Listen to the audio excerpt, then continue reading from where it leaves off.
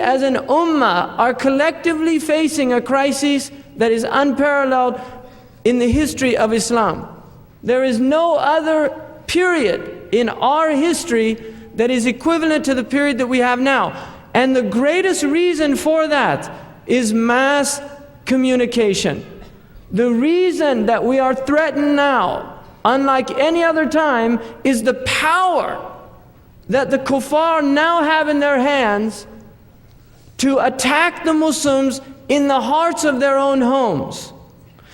Everywhere we go in this world, you see all across the Muslim world satellite dishes filling the houses of the Muslims all over the Muslim world. In the poorest of houses, you will see a satellite dish outside of that house. What that satellite dish is absorbing is the filth that is polluting the minds and the hearts of our youth, of our middle-aged, and of our old age, day in and day out, by night and by day. Ramadan has become now a time when people watch television because the best programming, quote unquote, is now given during Ramadan in the Arab world. People are watching television in Ramadan. This is a calamity. Really, we have to realize what is happening to this ummah.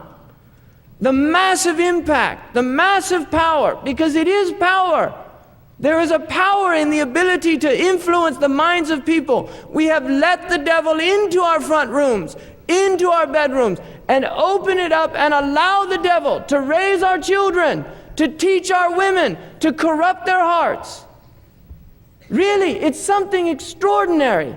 We have now on the Arabian Peninsula young men, young men, like gangsters from the 1950s. Like gangsters, looking like James Dean and on Marlon Brando on the waterfront with their leather jackets and their baseball hats, like Muhammad Sharif turned backward. Really, going around the Kaaba itself. And then going out and many of them don't even pray. Their parents are in praying and they're out there like they're gangsters on the street, sidewalk, right? Talking and wasting their lives away, and then meandering down to the Burger King or the Kentucky Fried Chicken just opposite the King Abdulaziz Bab of the Kaaba to eat junk food that nourishes their junk minds that are a result of their junk television programs. And this is what we're creating, a society of junk people. And this is not an exaggeration, and your laughing is a sign of how serious the crisis is. Because like the Arabs say, sharrul baliya yudhik, the worst of things makes people laugh. We're in a crisis, and we're all sleeping. Really, we are in a deep sleep, and we have to ask ourselves, what is it going to take? How much do we have to lose of our humanity before we wake up? What is it going to take? How many children have to be sacrificed at the altar of primetime television before we wake up to what's happening to our communities, to our families, to our children, to our masjids, to our societies? How much more? How much can you take? How much can you fill your heart? With how much pollution? If Imam Shafi'i complained about losing some of the ability of his memory because he saw something haram for even a moment and maintained his glance, how much greater that we're filling our hearts with the haram day in and day out. How much greater that we have a crisis, people. And we have to wake up to the crisis and realize the weight that this ummah has. We have a great weight that's been given upon us because we are not like other people. We are not like other people, and we do not want to be like the Jews who were given the truth and turned away from the truth, and because of it, they incurred the wrath of Allah subhanahu wa ta'ala, and Allah afflicted them. This is what Allah says in the Quran. We do not want to be like that. The Sa'id, the felicitous one, is the one who learns by the tribulations of others. He does not learn through his own tribulation. He learns by the tribulation of others. By seeing others in tribulation, it wakes him up to the reality that the only way to prevent that tribulation is to stop and turn back to Allah subhanahu wa ta'ala. And this is what Allah wants of us. This is what Allah is asking for us to do, is to turn back to Allah subhanahu wa ta'ala collectively as an ummah. As an ummah, we have to turn back to Allah. We have to give up our pettiness. We have to set aside our differences. We have to wake up to the truth of this deen, and we have to take it out to people, because people are dying. The planet itself is dying. Our rivers are being poisoned. Our food is being poisoned. Our minds are being poisoned. We are killing ourselves. Ya ayyuhan nas, innama baghyukum ala anfusikum. Your oppression is only harming yourselves. For the sake of our children, for the sake of the future of our children, for the sake of our children, we have to change. How much selfishness can go on? I want my children to grow up in a world that facilitates their humanity. It doesn't destroy it and take it away from them and deprive them of their humanity.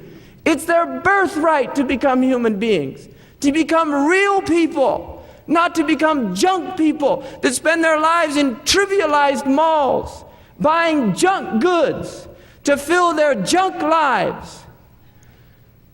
How much more? When are we going to wake up collectively as an ummah and respond to the call of Allah and His Messenger? Ya ayyuhalladhina amanu astajibu lillahi wa lirrasul idha da'akum lima yuhyikum. When will we answer that call? When will we respond to the call of Allah and His Messenger, to something that will bring us to life?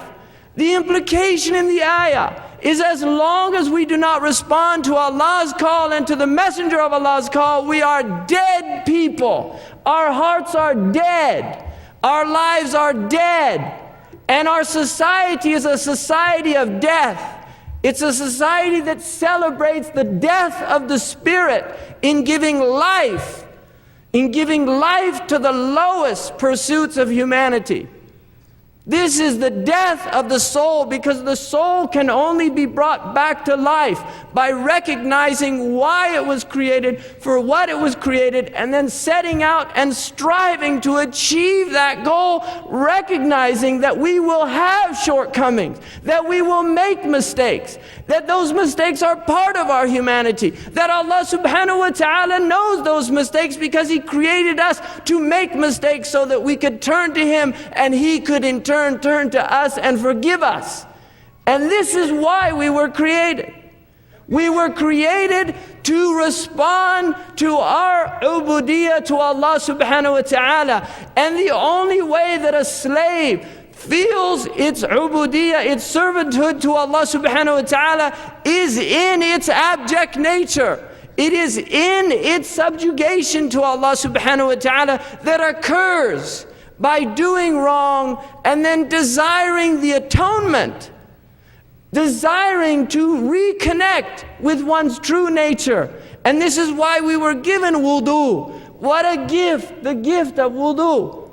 What a gift, the gift of purifying ourselves. What a gift is the gift of prayer, to pray to Allah subhanahu wa ta'ala. What a gift to be able to give munajat. In a recent article in one of these magazines, they mentioned the fact that more Americans are playing than ever before, adults playing children's games, from bongo jumping to flying in their these machines that they make to jump off mountains, and all of these things. This is what they're doing with their lives, with the preciousness of life. One time you have, one short life you have to do something great, to be great people.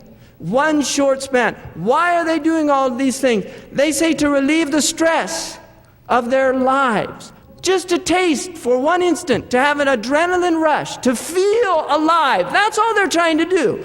And by jumping off a bridge with rubber strings and seeing a cement sidewalk, heading right for it, suddenly he feels for one moment that he's actually alive. And he wants to repeat that experience because he wants to feel alive. But that is not the life that the human being was created for.